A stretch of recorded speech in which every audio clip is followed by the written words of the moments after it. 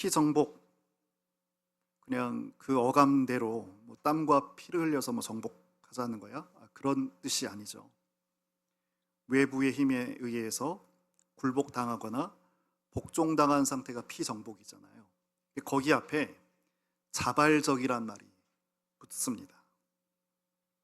다시 말해, 우리가 하나님께 항복하는 그런 방식이 아니고 자발적으로 하나님께 정복당한다는 그런 뜻입니다. 이 부분이 우리 믿는 자가 하나님과 함께하는 것, 하나님과 동행할 때 반드시 지켜져야 할 그런 내용입니다. 찬송가에 이런 찬송가 여러분 우리 기억하잖아요. 천부여 의지 없어서 손들고 입니다. 하나님께 항복하는 거잖아요. 사실 이 모습을 믿음으로, 신앙으로 그렇게 생각합니다. 이제 나를 다 내려놓고 하나님께로 가는 것, 이렇게 항복하는 것, 이것을 믿음으로 생각. 그러나 항복하는 것하고 자발적인 피정복하고는 달라요. 많이 달라요. 어느 집사님이, 사업하는 집사님이 상당히 오랜 기간 그 어려움을 호소하다가 더 이상 사업을 이끌 수 없어서 완전히 항복했다고 하는 거예요.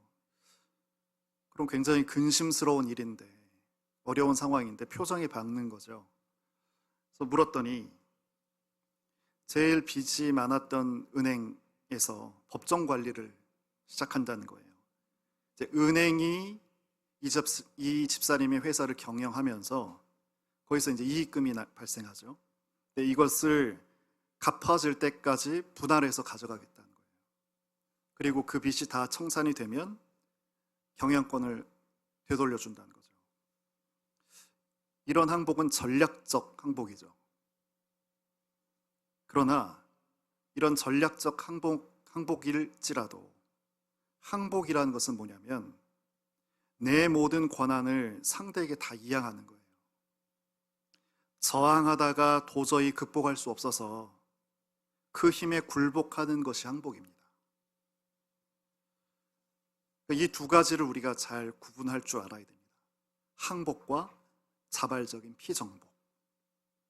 항복은 하다가 저항하다가 결국 눌려져서 굴복하는 것이기 때문에 그 마음이 어떤 마음이 있어요? 그 상대를 좋아하는 마음이 있을 수가 없어요. 지금 적의 손길이 나에 닿고 있고 적의 권한이 나를 움직여가고 있는데도 마음에서는 그를 좋아하지 않죠. 마지못해 굴복하는 거예요.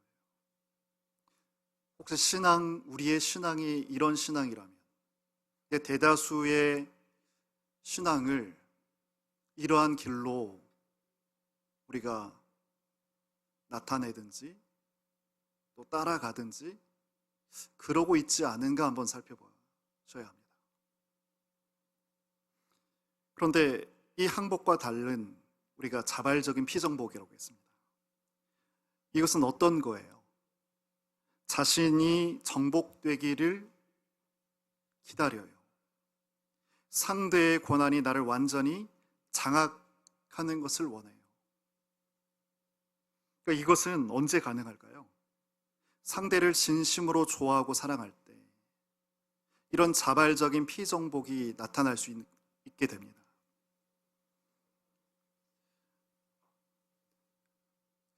조금 전에도 말씀드렸지만 오늘날 많은 신자들이 신앙생활을 해가면서 대다수가 이런 방식으로 항복의 그 길로 그렇게 신앙을 이해하고 있습니다. 그 이유를 여러분 생각해 보세요. 아담 이후로 사람들은 사실상 하나님께 순종이 아니라 대항하면서 살죠. 여러분 지금 전심으로 하나님께 순응하고 있다라고 생각하시는 분 계세요? 나의 신앙은 하나님께 순응하는 신앙이라고 이런 말하실 수 있는 분 계세요? 늘 그분이 떠오르고 늘 그분 대한 사랑이 넘치고 그 하나님이 나의 모든 순위의 첫 번째고 그렇게 살아가고 계신가요? 사실은 대항하는 거죠.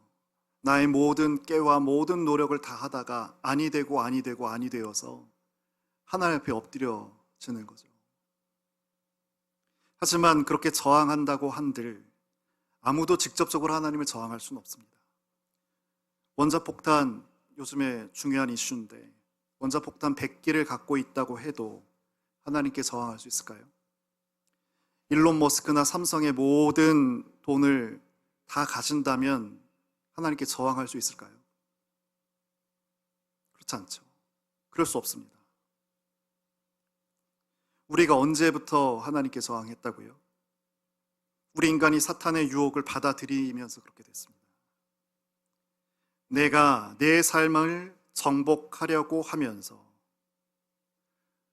우리를 지으시고 우리를 기쁨으로 살게 하시는 그 하나님께 반하는 그런 역사의 흐름이 개개인으로 하면 우리의 인생이 그렇게 진행되어 오고 있습니다. 그래서인지 몰라도 우린 정복이란 말을 참 많이 사용합니다. 영어 완전 정복, 체중 감량 완전 정복, 데이트 완전 정복. 데이트 생각해 보면 좀 기쁜 마음으로 만나는데 싸우고 헤어진 커플이 얼마나 많아요. 우울한 마음, 절망적인 마음으로 헤어지는 커플이 얼마나 많아요. 그래서 그런 남녀 사이를 기쁘고 성공적으로 이루어지도록 하려고 하는 것, 이렇게 정복이라는 것에 그 말에 그 바람이 우리 삶의 모든 영역에서 그렇게 나타나고 있습니다. 이 정복에는 도식이 있습니다. 정복하려는 자의 행동 패턴이 있습니다. 우리의 삶의 모습일 수도 있죠. 먼저 목표를 세워요. 그리고 그 목표를 이루기 위한 주도 면밀한 계획이 있습니다. 그리고 열과 성을 다해서 추진하죠. 그러나 뜻과 바람대로 이루어지지 않습니다. 그러면 잇따르는 것이 걱정이고 근심이고 불평과 불만입니다. 이것이 내 삶을 스스로 정복하려는 그 태도에서 나온 정복자의 도식입니다. 그리고 정복자의 모습입니다. 그리고 이것이 바로 성경에서 말하고 있는 죄인된 인간이 하나님을 대항하고 있는 그런 모습입니다. 그런데 처음에 하나님 뜻대로 말씀대로 선악과를 취하지 않고 그렇게 에덴의 기쁨의 동산에서 살고 있었던 아담과 하와의 모습은 어땠어요? 자발적으로 하나님께 정복당하는 그런 삶을 그들이 살았습니다. 하나님을 좋아했기 때문에 하나님께 정복당하기를 원하면서 그렇게 살았습니다. 다시 한번 정리를 좀 해보면 자발적 피정복과 항복. 뭐라고요? 항복은 상대를 싫어하면서도 어쩔 수 없이 굴복당하는 상태. 그러나 자발적인 피정복은 상대를 좋아하고 사랑할 때 그에 의해서 정복당하기를 원하는 것. 이 부분을 여러분 잘 냉정하게 나의 믿음을 한번 확인해 보셨으면 좋겠어요.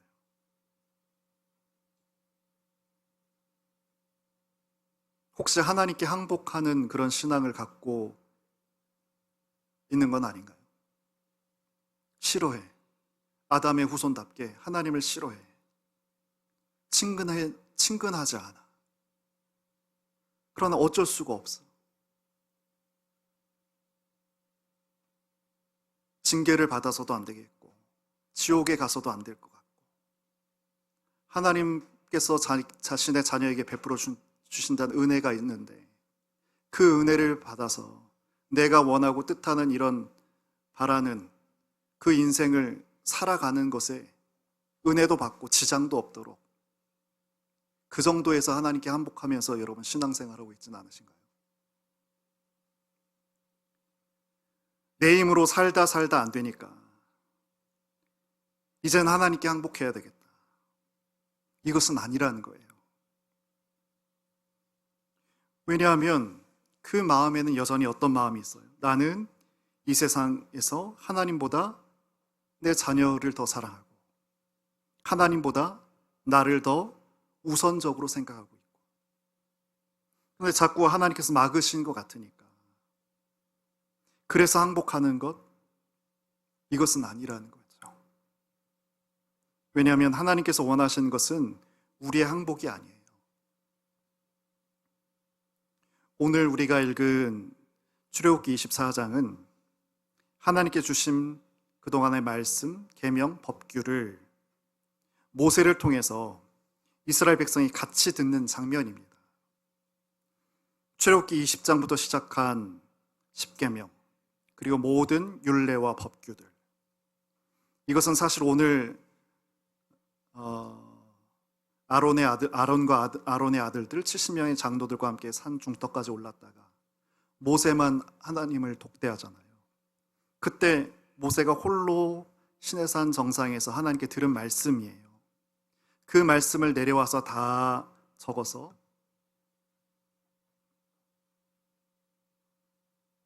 3절을 보시면, 모세가 와서 여호와의 모든 말씀과 그의 모든 율례를 백성에게 전하며, 또 7절, 그걸 내려와서 적었어요. 언약서를 가져다가 백성에게 낭독하여 듣게 하니 그들이 이르되 여호와의 모든 말씀 우리가 준행하겠습니다.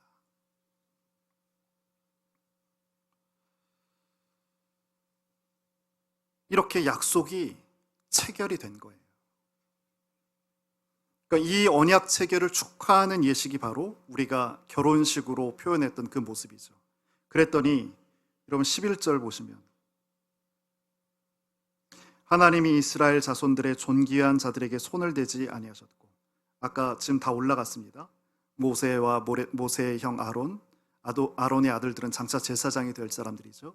그리고 백성의 70명의 장로들, 모세까지 올라가서 11절에 보면, 하나님이 이스라엘 자손들의 존귀한 자들에게 손을 대지 아니하셨고 그들은 하나님을 뵙고 먹고 마셨더라. 잔치의 모습이죠. 하나님을 뵙고 또 거기서 먹고 마시는 축하연. 그래서 이 장면을 우리가 결혼식으로 이렇게 말하는 거예요.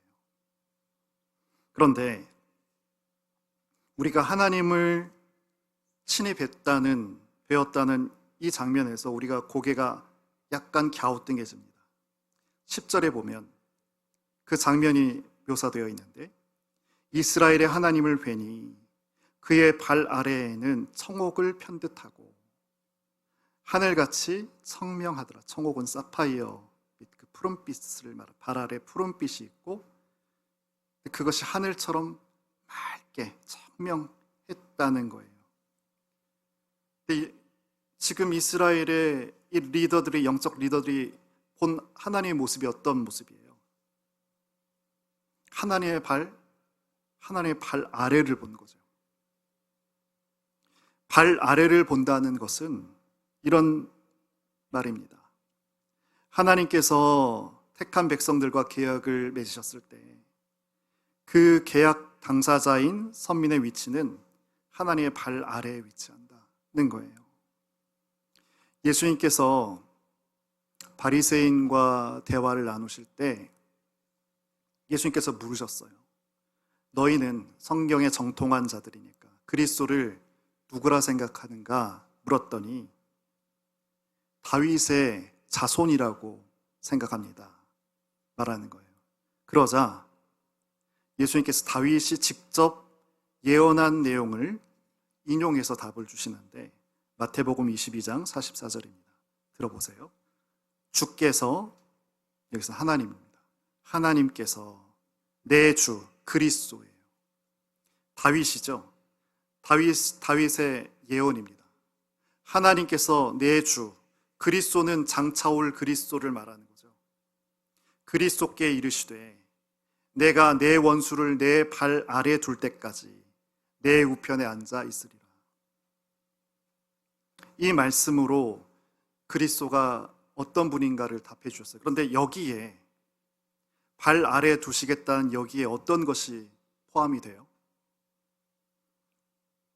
원수를 정복한다는 이 지금 뉘앙스, 예수님께서도 선민의 위치가 발 아래에 있다는 것이 하나님께 정복된 상태라는 이 같은 이해를 갖고 있음을 이 양절의 말씀을 통해서 우리가 확인할 수 있는 거예요. 그리고 12절을 보세요. 여호와께서 모세에게 이르시되 너는 산에 올라 내게로 와서 거기 있으라. 내가 그들을 가르치도록 내가 율법과 계명을 친히 기록한 돌판을 내게 주리라. 돌판에 새겼다는 것은 항구적이라는 거잖아요. 이렇게 하나님에 의해 정복된 자의 삶을 살아가는 그 하나님 백성들은 새겨진 말씀을 항구적으로 의식하면서 살아가야 된다는 거예요. 이것이 하나님과 동행하는, 함께한다는 모습입니다. 근데 정복이라는 말에 우리는 좀 숨이 좀 꽉 조여진 것 같은 느낌을 받게 됩니다.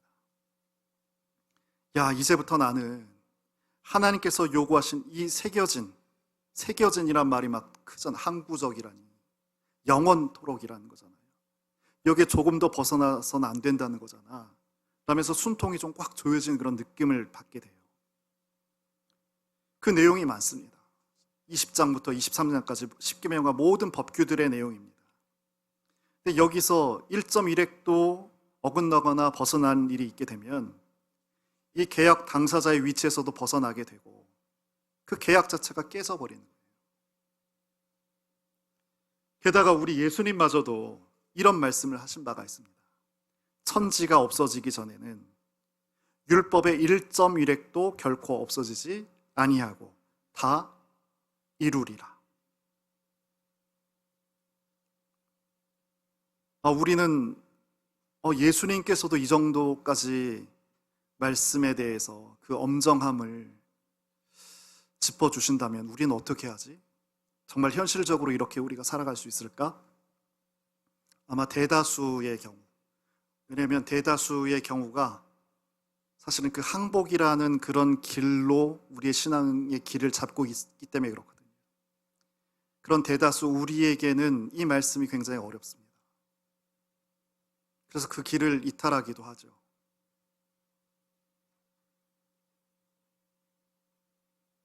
그 길에서 멈추기도 합니다. 중요한 말씀이 여기 있습니다. 아까 우리 봤던 10절인데요. 이스라엘의 하나님을 보니 그의 발 아래에는 청옥을 편듯하고 하늘같이 청명하더라. 이 청명이라는 말이 영어로 표현해서 좀 죄송한데 퓨어입니다. 여러 가지 브라이트도 있고 몇몇 표현들이 성경마다 조금씩 다른데 가장 공통된 말이 퓨어예요. 발 아래 자발적인 피정복자가 될 때의 마음은 어떤 마음이냐면 이런 청명한 마음이어야 한다는 거예요. 청명한 마음.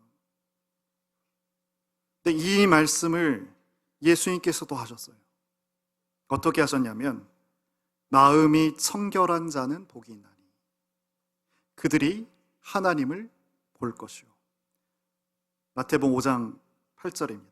여기 청결, 이것도 퓨어입니다. 청명, 청결. 마음이 청명한 사람이 하나님을 보는 거예요. 자세도 좀 바르게 해주셨으면 좋겠습니다.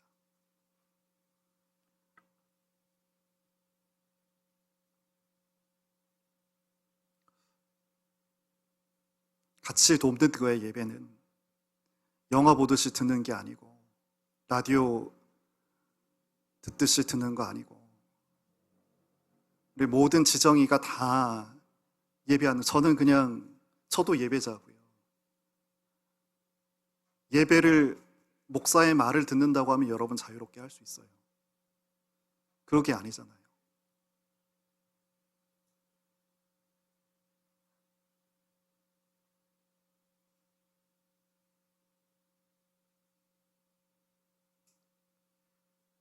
청결, 청멸, 청명, 그런 자가 하나님을 본다는 거예요. 청명한 하늘처럼 우리 마음이 깨끗해야 한다는 말이잖아요. 근데 세상 것이 우리 마음에 담기면 어떻게 될까요? 우리의 마음 맑지가 않죠. 우리 마음에 늘 담겨 있는 것이 걱정과 불평이잖아요. 내 삶을 내 마음 정복자로 살려가고 하는 그 마음에는 늘 걱정과 불안과 안타까움과 이 마음이 있으니 우리 마음이 청결해지지 않죠. 청명해지지 않죠. 그러나 하나님 발 아래에 있는 사람의 마음은 청명해야 된다고요. 근데 이런 마음을 가지려면 하나님 한 분만을 그리워해야 됩니다. 우리 마음에 하나님 한 분만을 모셔야 됩니다.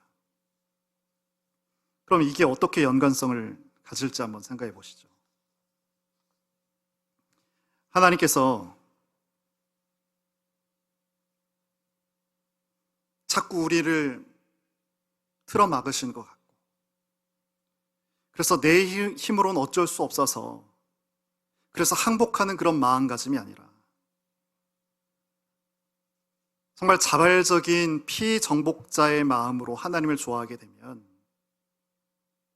어떻게 돼요? 이렇게 돌판에 새겨진 모든 말씀이 하나의 어긋남 없이 다 지켜질 수 있게 됩니다. 예를 들면 이런 거죠. 여러분 다 결혼하신 분들, 또 우리 자녀 세대들 데이트하고 있다면 좋은 이성을 만났을 때 상대와의 관계가 조금도 어긋나지 않는 것을 바라잖아요. 그럼 어떤 마음까지 들어요? 상대의 마음에 머리카락 하나만큼도 상하게 하고 싶지 않은 그런 마음이 듭니다. 그런 마음이 있어요. 사랑하게 되면. 평소에 그렇게 게을렀던 아들이 여자친구가 생겼어요. 그런데 그 여자친구가 새벽 5시에 나가서 해야 하는 알바가 생겼다는 거예요. 그 동네에는 그 시간에 버스가 안 다녀요. 그러니까 그렇게 게을렀던 아들이 새벽같이 일어나서 씻고 여친을 데려다 주고 그리고 가서 다시 자는 거예요. 그러니까 평소 아들에게 있을 수 없는 일이 일어난 거잖아요. 이런 일이 언제 가능하다고요? 우리가 정말 사랑하고 좋아할 때, 그때 이런 일이 가능해집니다. 근데 우리 다시 하나님과 우리 관계에서 왜 우리에겐 하나님 말씀이 여전히 어렵고 힘들고 지켜지지 않은 걸까? 그것은 현재까지 내가 하나님을 좋아하지 않고 현재까지 내가 하나님을 사랑하고 있지 않기 때문에 그렇습니다. 그럼 나에게 있어서, 우리에게 있어서 하나님 사랑은 불가능한 일인가? 달성하기 어려운 그런 일인가? 대한민국의 가장들을 한번 보세요. 회사에 나가서 굴욕을 당해도 참고 온갖 어려운 일도 이를 악물고 어떤 때는 허리가 끊어질 것 같은데도 참으면서 일합니다. 이 정도의 마음이라면 하나님 말씀 못 지킬 것이 하나도 없어요. 이 정도의 마음. 그저 항복하는 사람은 다르죠. 하나님을 좋아하지 않으면서도 하나님께서 막으신 것 같아서 할 수 없이 교회에 나가고 하지만 이런 상태에선 하나님께서 이렇게 친히 계약의 상대로서 그렇게 위치한 그 위치를 확인할 수도 없고 찾을 수도 없습니다. 그리고 그런 우리는 우리에 대한 하나님의 계획이 있으신데 그 계획대로 우리를 이끌어 가실 수가 없게 되는 거예요. 그것을 우리가 기대하잖아요. 소원하잖아요. 근데 지금 우리가 그렇게 하지 못하도록 스스로를 붙들고 있는 것이죠. 왜냐하면 우리 보세요. 우리가 한 주를 사는데도 죄악된 나의 주체성이 계속 나타납니다. 솟아납니다. 할 수 없이 하나님께 항복하지만 내 마음으로 좋아하는 것을 놓지 않아요. 아직 근원적으로 하나님을 좋아하고 있지 못하는 거예요. 내 일과 내 계획에 대해서는 항복했지만 그것은 내 능력이 모자라서 항복한 것이지 하나님을 자발적으로 좋아한 게 아니에요. 그렇기 때문에 우리에겐 아직 돌판에 새겨진 하나님의 말씀과 법규가 지켜지지 않는 것이고, 지켜지더라도 바리새인처럼 여전히 내가 좋아하고 있는 것을 하나님께 받기 위해서 엎드리는 거죠. 그러나 하나님의 계약의 상대 신부로서 발 아래에 있는 사람은 모든 권한을 다 넘겨드립니다. 같은 마태복음 5장입니다. 5장에 모세오경과 모세오경을 마태복음 24장은 마태복음은 이스라엘 유대인들에게 복음을 전하는 거예요. 그래서 모세오경에 대해서 이해가 많잖아요. 그래서 모세오경의 패턴을 그대로 고스란히 마태복음 갖고 옵니다. 이렇게 맥락이 있어요. 들어보시죠. 마태복음 5장에 나는 너에게 이르노니 도무지 맹세하지 말지니 하늘로도 하지 말라. 이는 하나님의 보좌이며 땅으로도 하지 말라. 이는 하나님의 발등상이며. 땅이 하나님의 발등상이라는 것은 뭐예요? 하나님께서 발로 디디신다는 뜻입니다. 우리가 직장을 나가도 그 직장도 하나님께서 발로 딛고 계신 곳이고, 그래서 직장에서 내가 하나님의 계약 상대자로서 살아간다는 것은 뭐냐면 직장 역시 하나님께 정복당하여 산다는 것을 말하는 거죠. 근데 우리는 직장에 나가선 뭘 기대하죠? 빨리 승진하는 것. 그래서 빨리 힘과 또 돈을 모아서 내 뜻대로 내 하고 싶은 것을 하는 것. 이런 것을 좋아하고 있다면 하나님께서 나를 정복하시지 못합니다. 직장에 있어도 우린 하나님을 마음으로 좋아하는 그 청명함이 유지가 되어야 됩니다. 가정에서도 마찬가지죠. 하나님께서 모든 땅을 발로 딛고 계십니다. 청명, 우리 청결 얘기 드렸어요. 이것은 어떤 거냐면 있어야 할 것이 있어야 할 곳에 있는 것을 말합니다. 있어야 할 것이 있어야 할 곳에 있는 것. 인간의 마음은 뭐라고요? 하나님께서 계시기 위해서 지으신 곳이라고요. 하나님이 우리 마음에 있을 때 우리 마음은 청명한 것이고 청결한 거예요. 아파트 입주를 하고 또 인테리어도 깨끗하게 했어요.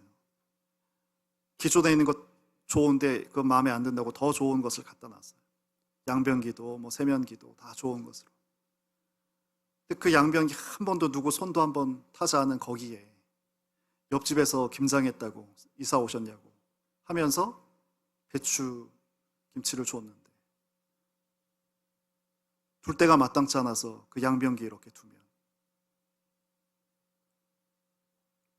그 모습을 한번 생각해 보세요. 다 괜찮은 것들인데 있어야 할 곳에 있지 못하게 되면 그것은 더러움이 되는 거죠. 우리 마음은 청명한 마음인가요?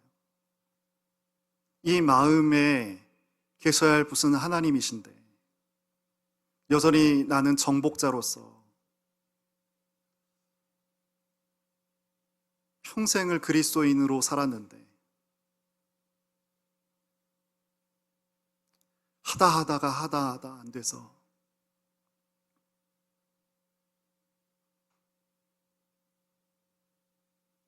하나님 옆에 엎드렸어요. 하나님께 나아왔는데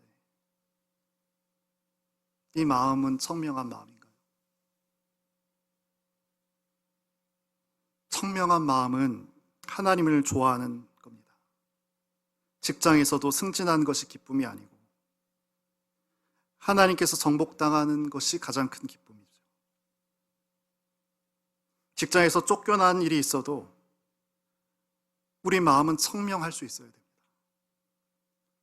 혹시 직장에서 사장이 일에 대해서 하나님께 반하는 짓을 할 때도 우린 하나님께 정복당하는 자로서 있어야겠죠. 기꺼이 어려움도 감수할 수 있습니다. 왜냐하면 우리가 어디를 가든지 하나님께서 발로 딛고 계시기 때문에 그렇습니다. 우리는 하나님의 신부로서 하나님 발 아래에 있어야 하는 사람들입니다.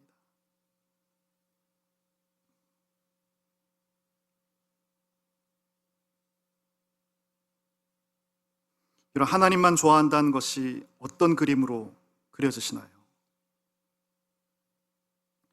오늘 우리가 읽었던 본문 끝부분에 보면 모세가 돌판을 받으려고 시내산에 올라갑니다.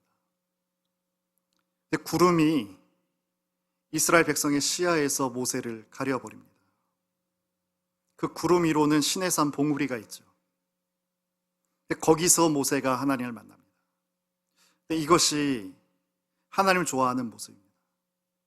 우리가 구름의 상징을 지금 시내산 처음에서도 말씀드렸습니다. 구름이 하늘과 땅을 나누고 구름이 죄로 덮여 사는 우리 모습들을 말하고, 근데 그 구름 위로 올라간 모세의 모습을 한번 보시자는 거예요.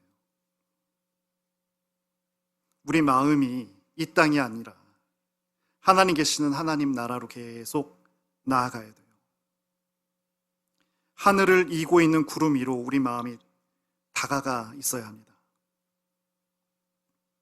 우리가 우리 참빛에서, 아니죠, 참빛에서 말하는 것이 아니라 모든 성경에서 말씀하고 있는 것인데 우리가 외면하고 있는 것이 십자가에서 죽자는 말씀이죠. 결코 기술적이나 기계적인 말이 아닙니다. 신앙생활을 효율적으로 하기 위한 어떤 테크닉도 아닙니다. 우리가 죽어야 하는 이유는 하나님을 좋아하는 길이 여기에 있기 때문에 그렇죠. 우리가 도무지 아담의 후예로서 스스로 이렇게 청명한 마음을 가지지 못하는 거예요. 늘 정복자로 살아가는 거예요. 힘이 닿도록, 그 힘이 다 붙이도록 그렇게 밖에는 하나님을 보지 못하는 거예요. 그래서 죽어야 하는 거죠. 하나님을 좋아하는 길이 그렇게 밖에는 되지 않기 때문에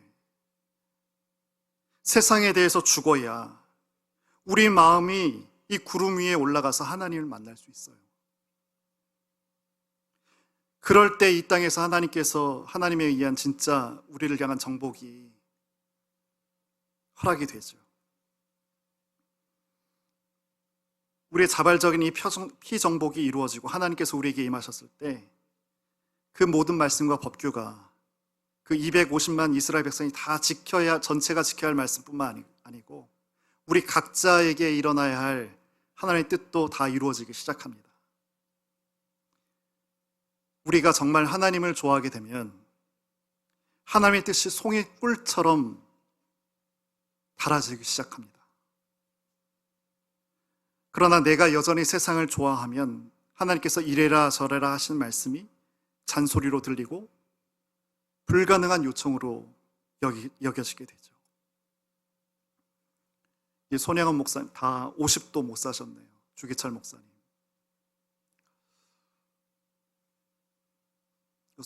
손양원 목사님 사모님이 어린 아이 늦둥이를 안고 남편 누워있는 그 뒤에 이렇게 사진을 찍고 계시잖아요.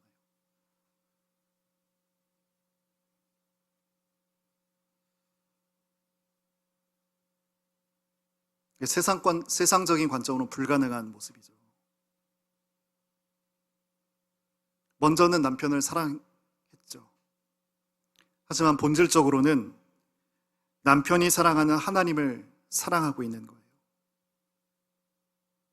저는 이 영상 여러분 어떻게 보셨는지 모르지만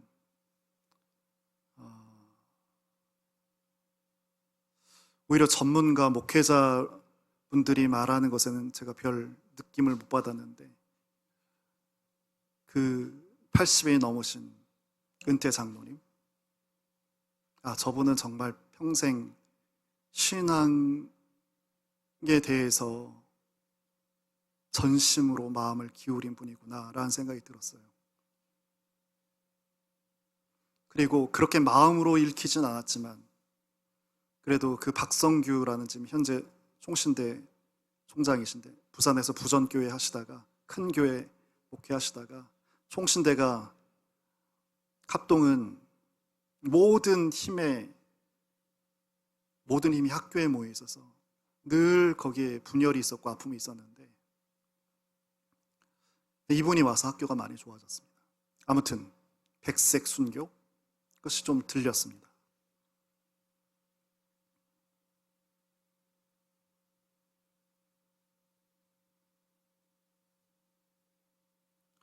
우리가 정말 하나님을 사랑하는 자가 된다면 우리의 요구는 그 즉시로 바뀌게 돼요. 이거 해주세요, 저거 해주세요가 아니라 하나님 제 일거수일투족이 하나님의 뜻과 계획에서 벗어나지 않게 해주세요. 하나님의 그 권세 안에 제 행동과 말이 머물 수 있게 해주세요. 이것을 원하기 시작합니다. 우리 예수님께서도 그 십자가의 고통을 생각하시면서 기도하신 그 내용이 성경에 있잖아요. 뭐라고 하셨어요? 내 뜻대로 마옵시고 아버지 뜻대로 하옵소서. 이게 어떤 거예요? 예수님께서 하나님을 지극히 사랑하셨잖아요. 그래서 그 사랑하신 분의 뜻이라면 이 십자가 사건을 나를 정복해 주시라는 그런 기도로서 그렇게 나오는 것을 보여주신 거죠. 우리 예수님께서도 말이죠.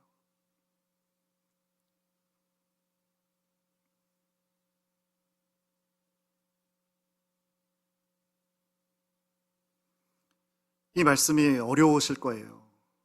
그런데 전 그 똘망똘망한 어린아이가 초등학교 저학년 아이가 순교에 대해서 생각하고 솔직하게 얘기했지만 그 뒤에 나온 다른 어른들, 청년 CEO 이런 분들에 비해서 그렇게 생각합니다.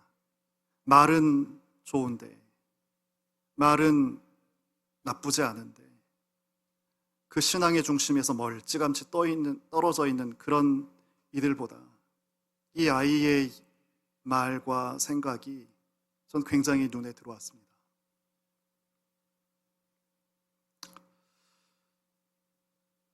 지금 제가 여러 마음이 사실은 있어요.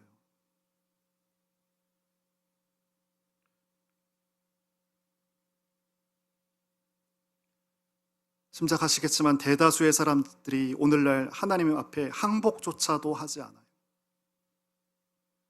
그래서 하나님 앞에 항복했다는 것도 사실은 대단한 일입니다. 제가 봤을 때에도 평생 동안 하나님 앞에 한번 콜링 받고 평생이란 시간 동안 이렇게 딱 한 번 항복하고 천국 가는 게 대다수 보편의 그리스도인인 것 같아요. 끝까지 자기가 좋아하는 것을 자신의 목표대로 성취하고자 그것을 강청하며 기도하잖아요. 근데 이렇게 그 항복하는 신자마저도 찾기가 힘든 세상에서 그거보다 더 상급의 자발적인 피정복의 상태로 가자라는 말씀을 나누는 것이 사실 마음이 어렵습니다.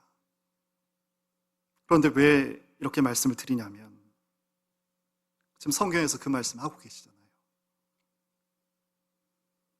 이것이 진짜 하나님과 계약을 맺은 하나님 자녀가 세상을 살아가는 방식이잖아요.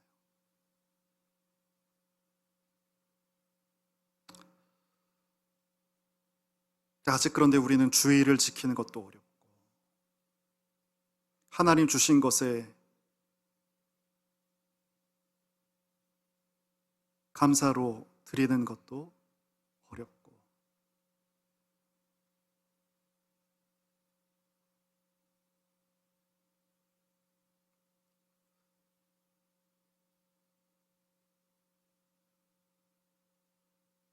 그래도 말씀을 드려야죠. 순교자 기념 주일인데.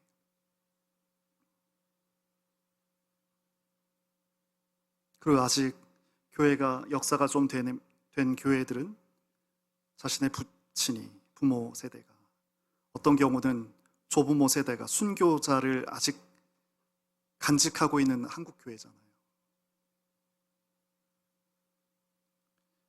자발적인 피정복, 이것을 고대할 수 있는 그런 분이 우리 참빛에게도 허락되기를 원합니다. 하나님이 그리워서 자꾸만 십자가에서 세상에 대해서 죽는 거예요. 그러나 말씀드립니다. 분명 오늘도 내일도 세상을 정복하고 싶은 마음이 생기실 거예요. 자꾸만 고개를 들 거예요. 그러나 그렇게 이랬으면 좋겠다, 저랬으면 좋겠다, 그런 생각이 날 때마다 주님의 십자가를 통해서 그 마음이 죽고 하나님에 의해 피정복되는 그런 기도를 할 수 있으면 좋겠습니다. 우리가 하나님과 친해진 정도만큼 하나님 말씀을 지켜 나갈 수 있어요. 하나님과 친해진 만큼. 그게 청명한 마음이죠. 이런 청명한 마음은 준비됨 없이 성경만을 말하고 성경을 배우고 성경을 가르치다가 그렇게 멈춘 사람들 많이 봤어요. 우리가 하나님과 친밀해지면 모든 말씀을 지킨다는 이 사실이 불가능해지지 않게 됩니다. 부디 참빛에서의 이 매일매일, 매년 우리 함께 걷는 이 신앙의 길에서 십자가를 중심으로 우리가 이 신앙을 그렇게 진행하면서 점차적으로 다 우리가 이 자발적인 피정복의 이런 신앙의 자리까지 그렇게 나아갈 수 있으면 좋겠습니다. 오늘 좀 적용 질문을 좀 드리고 잠깐 같이 기도하겠습니다.